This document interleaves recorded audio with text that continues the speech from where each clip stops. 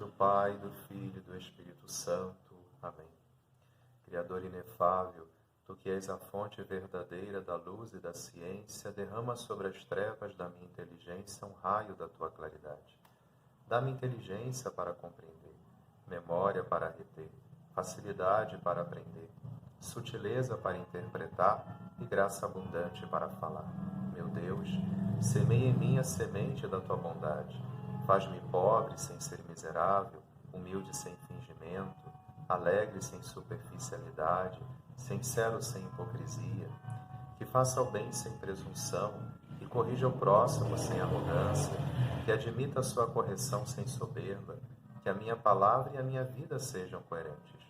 Concede-me verdade das verdades, inteligência para conhecer-te, diligência para te procurar, sabedoria para te encontrar, uma boa conduta para te agradar, confiança para esperar em ti, constância para fazer a tua vontade.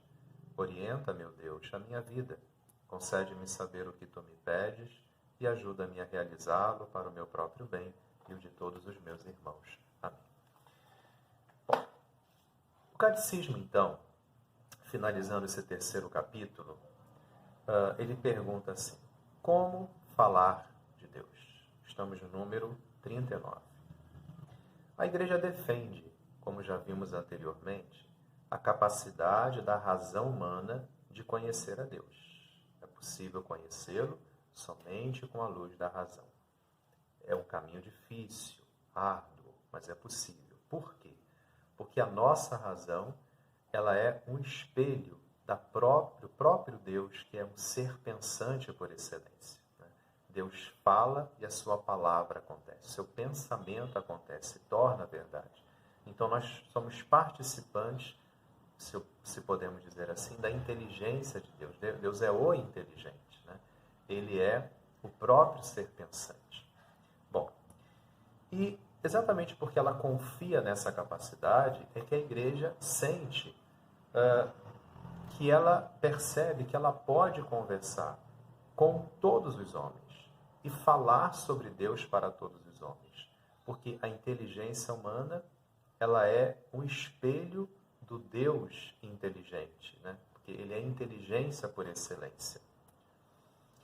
E essa convicção, diz o Catecismo, está na base do diálogo que a Igreja faz com as outras religiões, com a filosofia, com as ciências, com os descrentes e também com os ateus.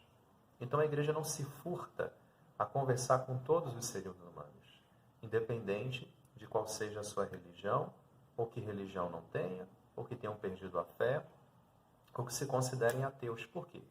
Porque a Igreja acredita que Deus está presente, Deus deixa a sua marca em cada ser humano que nasce, que todo homem é imagem e semelhança de Deus. Então a racionalidade humana é também um caminho da presença de Deus no ser humano. Número 40. Contudo, o nosso conhecimento sobre Deus, ele é muito limitado. Igualmente limitada, para falar sobre Deus, é também a nossa linguagem. Nós não temos uma linguagem adaptada, um vocabulário específico para poder falar sobre Deus. Como é que nós falamos sobre Deus?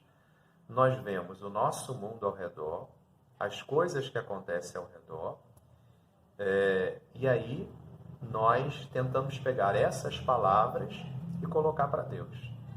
Se existe bondade nesse mundo, a gente acredita que Deus é bom, porque Ele é bondade e excelência. Se existe o bem, acreditamos que Deus é o bem por excelência, né? Então, nós partimos da nossa experiência para tentar compreender, falar com esse Deus e falar sobre esse Deus também para as outras pessoas. Mas nós sabemos que a nossa linguagem, a nossa vida é muito limitada para abarcar a um ser, ele é um mistério, e que é muito maior do que a gente possa imaginar. 41. Diz aqui que todas as criaturas, tudo que foi criado, tem uma certa semelhança com Deus.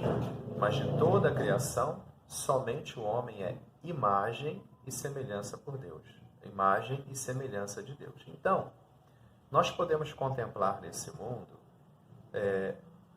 as múltiplas perfeições de Deus. Por exemplo, a sua verdade, a sua bondade, a sua beleza estão refletidas nas criaturas, em tudo que Deus criou. Mas Deus é perfeição infinita. Então a nossa perfeição, se podemos dizer assim, ela é finita. Ela não é perfeita propriamente. Só Deus é o perfeito. E a perfeição dele é infinita. De modo que quando nós vemos as coisas desse mundo, bondade, verdade, a beleza, e utilizamos essa nossa experiência para falar sobre Deus, a gente chama isso de uma linguagem analógica. Ou seja, há alguma semelhança, mas a dessemelhança é ainda maior.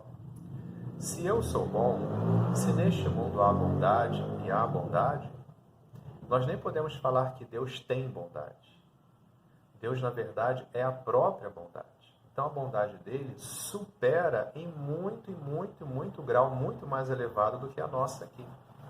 De modo que esse tipo de linguagem é a única que nós temos para falar sobre Deus, porque é difícil criarmos um vocabulário para falar sobre alguém que ultrapassa em muito, infinitamente, a nossa própria experiência do dia a dia. Mas isso não significa que ao falarmos sobre Deus a partir da nossa experiência, a nossa linguagem seja mentirosa sobre Deus. Não. É possível, sim. Nós podemos atingir realmente o próprio Deus, mesmo porque Ele nos deu essa capacidade de compreender um pouco do seu ser, de compreender um pouco sobre Ele. Mas temos que estar cientes de que não podemos exprimi-lo na sua infinitude, na sua absoluteza. Ou seja, Deus é o absoluto. E aí a nossa linguagem é limitada. Chega um momento que não há como falar sobre Deus para as pessoas. Né? Chega um momento que a única coisa que nos resta, ao estarmos diante desse Criador, é a contemplação, que é a contemplação sem a palavra. Mas é possível, sim. Como falar sobre Deus, perguntava o catecismo, a gente fala a partir da nossa experiência. E aí temos que tomar cuidado. O catecismo mesmo nos relembra disso. Temos que ir purificando a nossa linguagem. Algo que acontece com muita frequência é diante de um momento traumático da vida, da perda, sobretudo violenta, de um conhecido, de um familiar, as pessoas muitas vezes invocam a Deus dizendo: Deus vai ser justo. É como se a pessoa dissesse assim: Deus vai se vingar, né, por mim. Essa pessoa me feriu, Deus vai feri-la também. Então, isso a gente tem que tomar cuidado. Porque naquilo que é de bom, naquilo que é de bem, naquilo que é de belo, nós podemos sim atribuí-lo a Deus, sabendo que Deus é infinitamente maior, claro.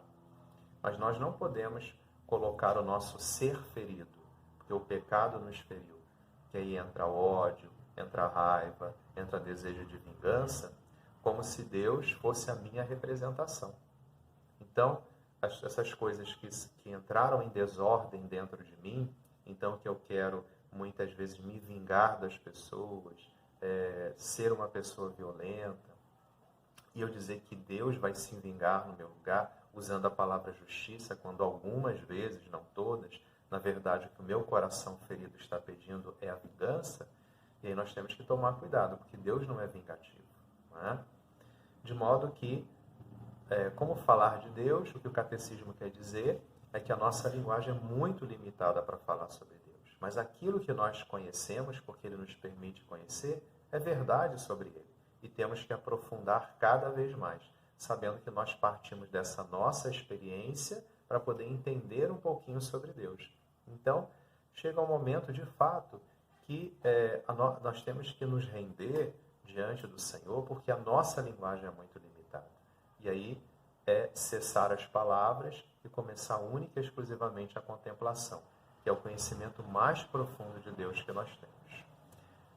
Ave Maria, cheia de graça, o Senhor é convosco, bendita sois vós entre as mulheres, bendito é o fruto do vosso ventre, Jesus.